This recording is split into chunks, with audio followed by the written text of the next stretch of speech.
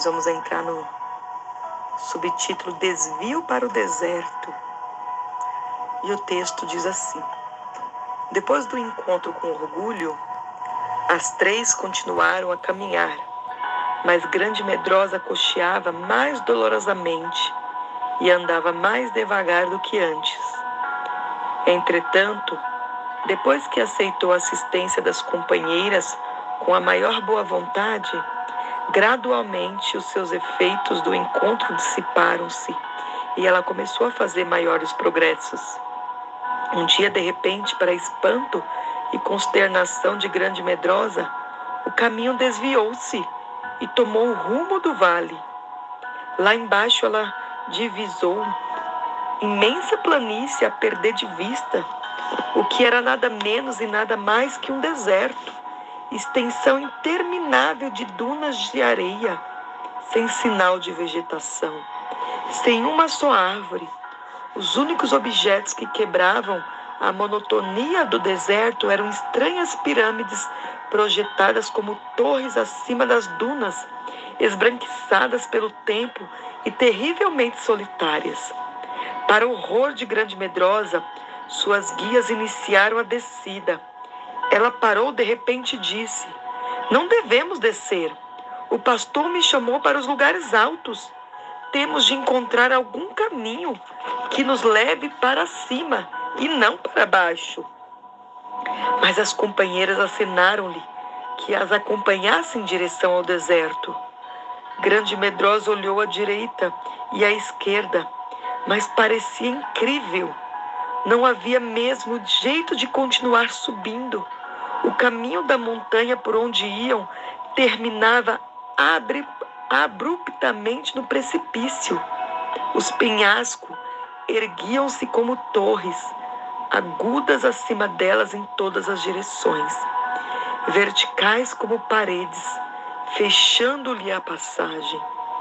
Eu não posso descer, disse Grande Medrosa, quase paralisada pelo choque e pelo medo. Ele não podia permitir isso, nunca. Ele me chamou para os lugares altos. Tudo isso parece uma terrível contradição do que ele me prometeu. Ela ergueu a voz e clamou em desespero: pastor, vem para mim. Ó pastor, eu preciso de ti. Vem, ajuda-me.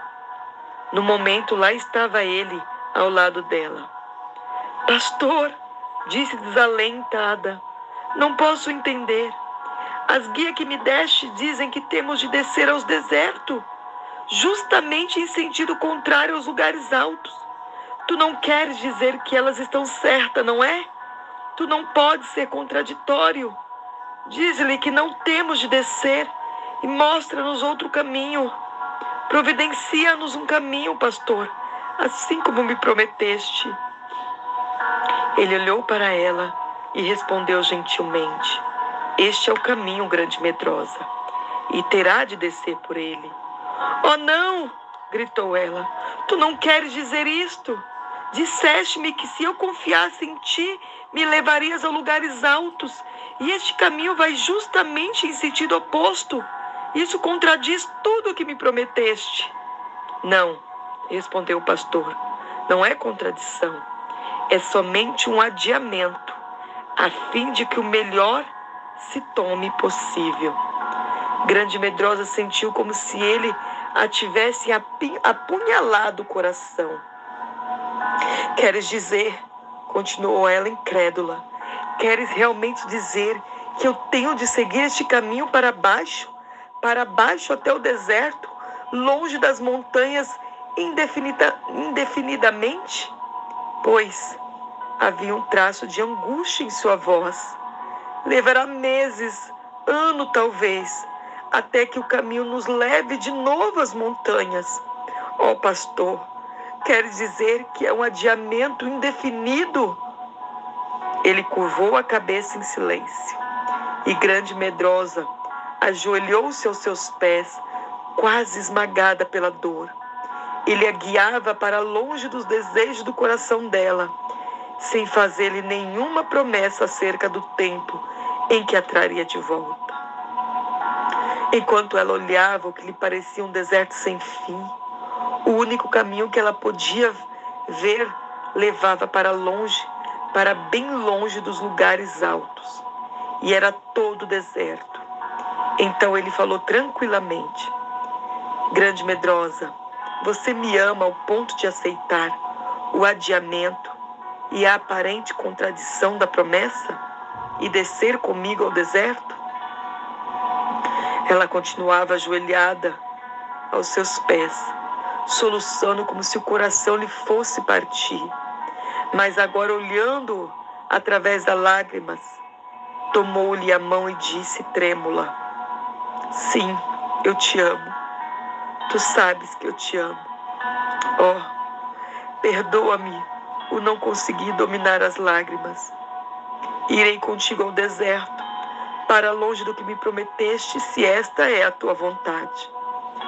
Mesmo que não possa contar-me a razão desta descida, eu irei contigo, pois sabe o quanto te amo. Tu tens o direito de escolher para mim qualquer coisa que seja do teu agrado. Era bem cedo de manhã, e lá em cima, sobre eles, tremulando sobre a silente expansão do deserto, a jovem lua crescente cintilava como joia. Antes de partir, Grande Medrosa construiu seu primeiro altar, uma pequena pilha de pedras quebradas, e então, com o pastor ao pé, ao seu lado, ela depositou no altar sua trêmula e rebelde vontade. Um pequeno jato de chama, vindo de algum lugar num instante, nada mais deixou no altar que um punhado de cinzas. Para ela, a princípio, foi o que pareceu cinzas e nada mais. Porém, o pastor mandou-a olhar com mais atenção, e ela viu entre as cinzas uma pequena pedra escura, aparentemente comum. Apanhe essa pedra e guarde-a, disse o pastor gentilmente. Será um memorial deste altar que você edificou e de tudo o que ele significava. Grande Medrosa tomou a pedrinha do meio das cinzas, mal olhando para ela e sentindo que até o fim de sua vida ela não precisaria nunca de um lembrete daquele altar, pois como poderia um dia esquecer-se dele ou se esquecer da angústia daquela primeira rendição? Mas ela colocou a pedra numa pequena mochila que recebera das mãos do pastor e carregou-o com cuidado. Logo começaram a descer, e Grande Medrosa, ao dar o primeiro passo, começou a sentir a emoção da mais doce alegria e conforto que emanava da presença do pastor. Ela não teria somente tristeza e sofrimento como companheiras, pois ele também estava ali. Assim que começara a caminhada, ele começou a entoar um cântico, nunca antes ouvido por Grande Medrosa. O cântico soava tão doce e confortante que a angústia dela começou a desaparecer. Era como se a canção lhe sugerisse em parte a razão do estranho adiamento de todas as suas esperanças. Esta era a canção: Jardim fechado. Jardim fechado, amor, és tu. Ninguém teus frutos pode comer. Manancial fechado, selada fonte, pomar com frutos sem igual és tu. O vento norte levanta e vem. O vento sua corda também. Meu jardim assopra fazendo espalhar doces perfumes, cheiroso no ar. Cantares 4, 12, 16. Eles alcançaram o deserto surpreendentemente rápido, porque apesar do caminho ser escabroso, Grande Medrosa descansava no pastor e esquecia-se de sua própria fraqueza. Ao fim daquele mesmo dia, eles chegaram às pálidas dunas e caminharam em direção de uma cabana construída à sombra de uma das grandes pirâmides. Ali resolveram pernoitar. Ao pôr do sol, quando o astro-rei parecia arder em fogo na orla ocidental do deserto, o pastor conduziu Grande Medrosa ao pé da pirâmide. Grande Medrosa, disse ele, Todos os meus servos a caminho dos lugares altos tiveram de fazer este desvio pelo deserto, isto é, chamado o fogareiro fumegante do Egito, e grande pavor e densas trevas. Gênesis 15, 12 e 17. Aqui eles aprenderam muitas coisas sobre as quais nada sabiam. Abraão foi o primeiro de meus servos a percorrer este caminho. Esta pirâmide estava já esbranquiçada pelo tempo quando ele a viu pela primeira vez. Então passou José com lágrimas e angústia de coração. Olhou-a também e aprendeu a lição do fogareiro fumegante. Desde esse tempo, uma sucessão sem fim de meu povo tem passado por aqui. Tem vindo para aprender o segredo da realeza. E agora é a sua vez, grande medrosa. Você faz parte da fila de sucessão. É um grande privilégio e, se quiser, pode também aprender a lição do fogareiro fumegante e das cerradas trevas do mesmo modo como fizeram os que por aqui passaram antes, e continuar o seu caminho como príncipes e princesas da linha real. Grande medrosa olhou para a alta pirâmide, agora ensombrada e escura contra o sol poente. Embora parecesse abandonada no vasto deserto, a pirâmide representava para ela um dos mais majestosos objetos já vistos. No momento, o deserto se encheu de pessoas com procissão sem fim. Lá estava o próprio Abraão e Sara, sua mulher, os próprios exilados numa terra estranha.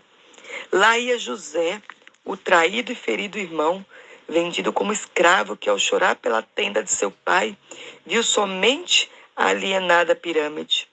Então, um após outro, ela viu grande multidão, tão grande que homem algum podia contar, desfilando pelo deserto numa linha que parecia sem fim. O último da fila deu-lhe a mão e assim ela se juntou à corrente que passava. Palavras vieram-lhe ao ouvido também, e ela as entendeu plenamente.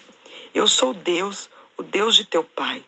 Não temas descer ao Egito, pois eu te farei ali uma grande nação. Gênesis 46, 3. Depois disso, eles voltaram à cabana a fim de passar a noite. Pela manhã, o pastor chamou grande medrosa e a levou para fora. Desta vez, ele abriu uma pequena porta na parede da pirâmide e ambos entraram.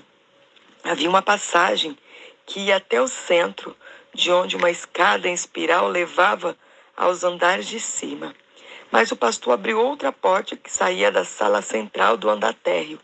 Chegaram a uma sala grande, semelhante a um celeiro. Lá havia montões de grãos em toda parte, exceto no centro. Ali no espaço livre, homens debulhavam os diferentes tipos de grãos e depois os trituravam, transformando em finos pó.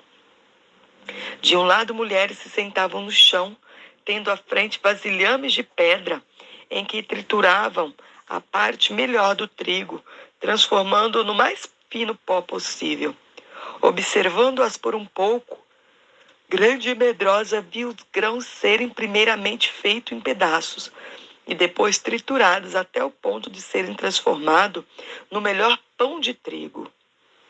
Veja, disse o pastor gentilmente, como variam os métodos de moer as diversas variedades de grãos, de acordo com seu uso e propósito. E então disse, não se trilha o endro com instrumento de trilhar, nem sobre o cominho passa a roda de carro. Com uma vara se sacode o endro, e o cominho com um pau.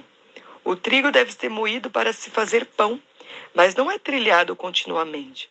Embora passe sobre ele as rodas do seu carro, não moem os seus cavalos. Isaías 28, 27 e 28.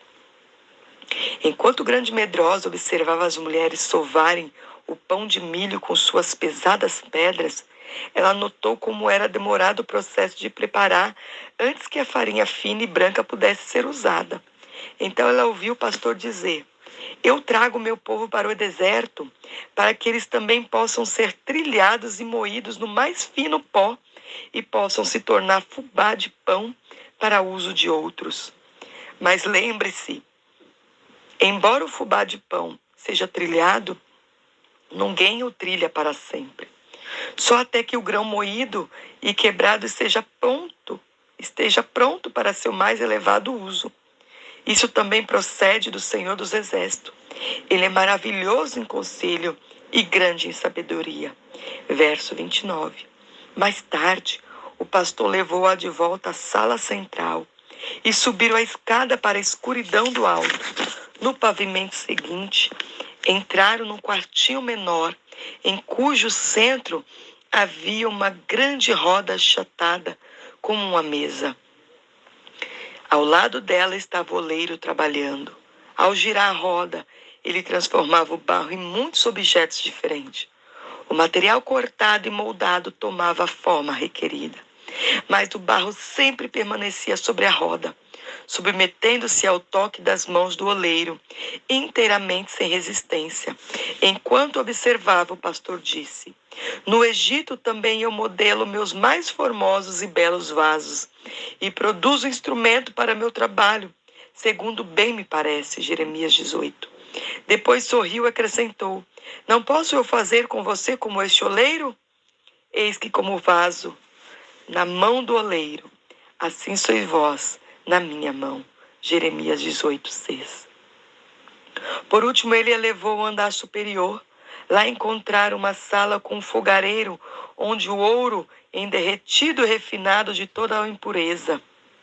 Também no fogareiro havia rústico pedaços de pedra e rocha que continham cristais. Essas pedras eram colocadas no forno bem aquecido e ali deixadas por algum tempo. Ao serem retiradas, creiam, haviam sido transformadas em ricas joias, cintilantes, como se tivesse recebido fogo no profundo de seu coração. Enquanto o grande medroso permanecia ao lado do pastor, olhando extasiada para o fogo, ele disse a coisa mais linda de todas: ó oprimida, arrojada com a tormenta e desconsolada, eu te construirei com pedras de turquesa e te fundarei sobre safiras. Farei os teus baluartes de rubis, as tuas portas de brilhantes e todos os teus muros de pedras preciosas. Isaías 54, 11, 12. Depois acrescentou: minha mais rara e escolhida joia e o meu mais fino ouro são aqueles que foram refinados na fornalha do Egito. E ele cantou uma estrofe de uma pequena canção.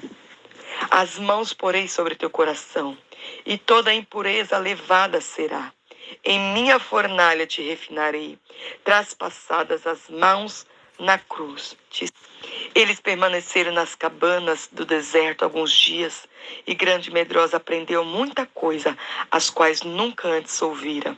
Uma coisa especialmente causou-lhe profunda impressão.